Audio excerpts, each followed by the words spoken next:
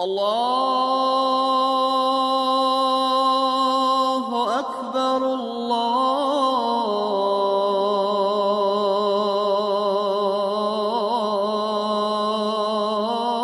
الله أكبر أشهد أن لا إله إلا الله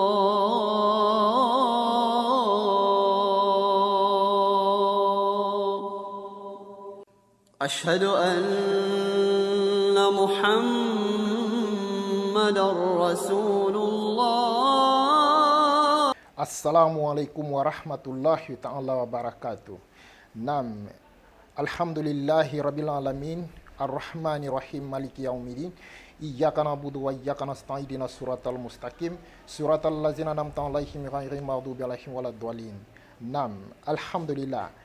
Aujourd'hui, on doit vous parler concernant, je suis Oustaz Abdallah Ouattara.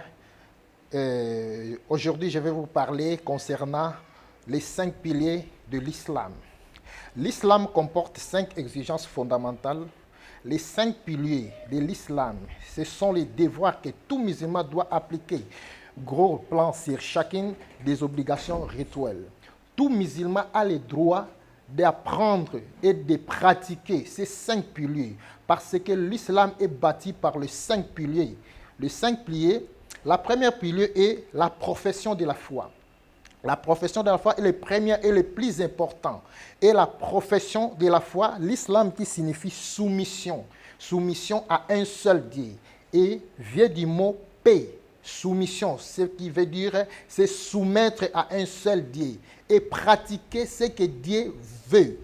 Et pour cela, l'islam, ce qui signifie soumission, est considéré par les musulmans comme la réaffirmation de la même vérité qui fut révélée aux chrétiens et aux juifs. Et la croyance à un Dieu unique, à se soumettre à un seul Dieu. La foi fut révélée par les biais des prophètes Muhammad sallallahu alayhi wa sallam, parmi lesquels Moïse et Jésus, ou Moussa et Issa. Ainsi, qu'on appelle en arabe le musulman, croit que le dernier messager de Dieu, le plus universel, a été révélé au dernier des prophètes, c'est le prophète Muhammad sallallahu alayhi wa sallam. Et le plus universel a été révélé au dernier. Le prophète Muhammad, la croyance à ce Dieu unique est la base de la religion islamique. C'est la profession de la foi. Tout musulman doit être soumis à un seul Dieu. La deuxième pilier est la prière. Dans l'instant, la prière exprime la foi à travers la communication personnelle avec Dieu. La prière peut s'effectuer dans l'intimité ou en public. Chaque musulman doit effectuer quotidiennement 5 prières en direction de la Mecque. Ces prières sont rythmées en fonction de l'emplacement naturel à l'aube, à la midi ou à mi-journée ou à l'après-midi, au coucher du soleil et au soir. Ça veut dire à partir de 4h45 ou 5h, cette prière s'appelle Fajr. La deuxième prière est le Zuhr. La troisième prière est de Ansir. Troisième prière est de Maghrib. Et la dernière est la prière de Ishaï. Toutefois, les tests tolèrent selon les contraintes de pratique. Par exemple, le travail d'effectuer les 5 prières en dehors de ces rythmes. La prière commune du vendredi, qui se déroule dans les mosquées dans les après-midi. Ces prières s'appellent le Jumu'ah. Le Jumu'ah est la seule prière du vendredi que l'imam est au devant pour parler ou pour prêcher les musulmans. Et la prière commune, le Jumu'ah est un devoir pour chaque musulman. Elle est conduite par un imam, littéralement, celui qui se tient devant et qui peut être n'importe quel membre respecté de la communauté. Il prononce à cette occasion une khutba ou le sermon. La salat ou le namaz désigne la prière islamique, second des 5 piliers de l'islam, chaque musulman a tenu d'effectuer 5 prières quotidiennes obligatoires, tournées vers la Qibla, qui est la direction de la Kaaba, et unique de prière en fonction de la prière effectuée, Fajr, Zuhr, Ansir, Maghrib et encore la prière des Isha. Ces nombres varient de 2 à 4 rakas. Comme on dit, la prière de Fajr et la prière de 4 rakas. Si on lit la prière de Fajr, Fatiha et d'autres sourates. La prière de Zuhr se comporte avec 4 rakas. Les 4 rakas de la prière de Zuhr et la prière de Ansir comportent aussi le 4 rakas. Et la prière de Maghrib, de celle de 18 heures, comporte le 3 rakas. La prière de Isha au coucher du soleil ou la nuit se comporte avec 4 rakas consécutifs. Et de ces rakas, on doit compter la Fatiha et la première sourate qu'on doit lire. La Fatiha est la première sourate qu'on doit lire dans tous ces rakas. Et les autres rakas, ou les deuxième, troisième, quatrième, doivent se comporter des autres sourates. La troisième arcane est l'aumône. Comment est l'aumône? L'aumône envers les pauvres et la nécessité. L'aumône occupe une place importante dans l'islam. Parmi toutes les manières possibles de faire.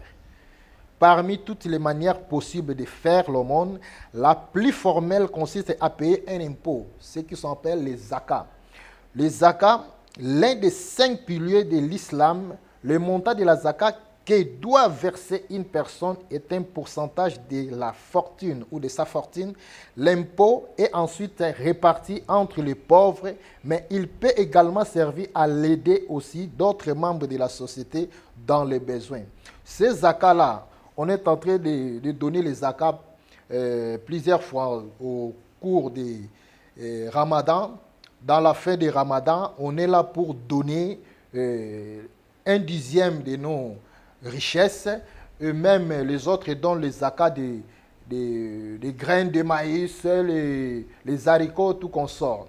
Ces zakats-là, les personnes qui doivent être bénéficiaires de ces zakats sont des nécessités, ou les pauvres, ceux qui en ont besoin, celles qui ont besoin ou qui ne manquent rien, qui n'ont rien pour s'en nourrir, pour s'en vêtir, pour tout faire. Tu dois verser les zakats dans les mosquées et les imams doivent prendre ces zakats pour donner aux nécessités. Et la 4e est les jeûnes du mois de Ramadan. Le prophète Muhammad sallallahu alayhi wa sallam récit la première révélation du Coran durant les 9e mois lunaires, celui des Ramadan.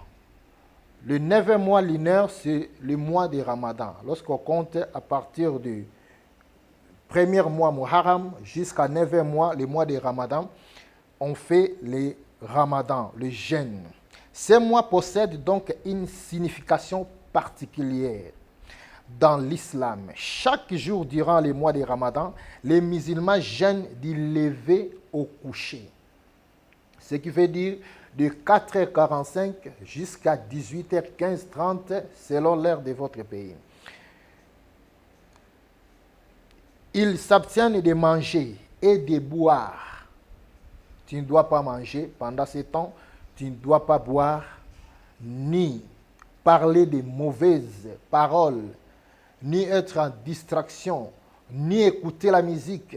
Tu dois être concentré dans la prière. Tu dois s'abstenir à manger, à boire et d'avoir des relations sexuelles durant ces mois. Dans le cas des mariés, ceux qui sont mariés légitimement, ils doivent pratiquer à partir du soir. Mais pendant la journée, tu ne dois pas pratiquer ces actes sexuels. Jusqu'à partir des 10 derniers jours, on est là en train de prier et de faire les ibadats dans la mosquée. On doit s'abstenir à tout. Même pour toucher une femme, tu ne dois pas toucher. Si tu es marié, tu ne dois pas toucher dans ces 10 derniers jours. Toutefois, bien que ces jeûnes soient l'un des piliers de l'islam, ceux qui sont trop malades, les femmes enceintes et les très jeunes enfants peuvent en être dispensés. Les femmes enceintes ne doivent pas être en jeûne et ceux qui sont malades ne doivent pas s'abstenir à la jeûne. Et la dernière et la cinquième pilier, nous avons les pèlerinages. Les pèlerinages, les derniers piliers de l'islam. Et les pèlerinages, tous les musulmans ont pour objectif d'accomplir une fois dans leur vie si leurs finances et leur santé leur permettent. Si tu as la fortune, tu as ton argent de déplacement, tu as ton argent de s'occuper de ta famille, de donner à la famille. Lorsque tu veux partir, tu dois laisser la famille dans un bon état. Bon état. Lorsque toi dois partir dans le pèlerinage pour célébrer la grandeur de notre Seigneur. Si tu as les moyens, tout musulman a droit de participer dans notre pèlerinage à la Mecque. Comporte une série de rites qui se déroulent chaque année à la mosquée sacrée à la Mecque et dans la région voisine de Mina. On doit quitter ici jusqu'à Mecque. La Mecque, il y a des pratiques rituelles qui doivent se faire. Après, on doit faire les Mina dans les Médines pour visiter les miracles que le saint prophète a réalisés et pour voir aussi tous ces bienfaits que Dieu a fait parmi nous. Mousdalifa et en Arafat, jusque tu dois entendre aussi à visiter les monts Arafat, là où le prophète a fait beaucoup de miracles, là-bas à Arafat. Un pèlerinage plus court à la Mecque appelé Umrah. Le Umrah fait partie du Hajj, mais il peut s'effectuer dépendamment à tout moment de l'année. Si tu as des possibilités d'aller là-bas en Mecque ou en Arafat pour visiter seulement le bienfait d'Allah, il y a aussi un pèlerinage qui se nomme Umrah, fait partie d'une Hajj, mais il peut s'effectuer dépendamment à tout moment de l'année, si tu as des possibilités. Ainsi, nos frères et sœurs, aujourd'hui, nous avons eu l'occasion de vous parler les 5 piliers seulement de l'islam. Je sais que Dieu va faire de grâce. On doit continuer aussi à parler et à vous enseigner concernant chacune de ces arcanes qui est basée dans notre religion islam. Ainsi, on doit parler aussi beaucoup sur la prière. Il y a plusieurs musulmans qui ne font pas leur prière dans un bon état.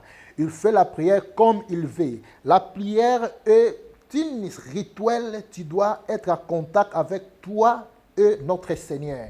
Tu dois prier à concentrer, tu dois être concentré. Tu ne dois pas prier vaguement comme ça, non. Tu dois prier en concentrant. Tu es en contact avec notre Seigneur. Tu fais une demande de protection. Tu fais une demande de ta vie, comment ta vie marche. Tu es là pour te protéger et pour protéger la famille. Il faut respecter premièrement la prière, parce que la prière, c'est un élément de base dans notre religion islam. La prière comporte des ablutions. Si tu fais plus beau ou tes ablutions dans un bon état et dans une lieu saine, tu dois pratiquer la prière convenablement. Dieu va exaucer tes prières. Il faut respecter premièrement le deuxième arcane, la prière. La prière, lorsque tu fais 5 fois par jour, 5 heures ou 4 heures, 13 heures, 15 heures, 18 heures, 19 heures, les 5 prières, tu dois être à contact et c'est pour cela qu'on doit t'appeler musulman. Lorsque tu fais seulement 2 ou 3 prières dans la journée et tu dors, tu n'es pas musulman. Tu n'es pas considéré tant que musulman. Un musulman doit faire toutes ses obligations. puisque nous faisons cette obligation à cause de Dieu et non à cause d'un imam, non à cause de personnes, non à cause de papa et maman, non. C'est à cause d'un seul Dieu et unique. Je vous remercie dans cette émission. Moi, c'est votre très cher Oustaz Abdallah Ouattara et on doit parler plus concernant tout ce qui concerne notre religion islamique. Assalamu alaikum.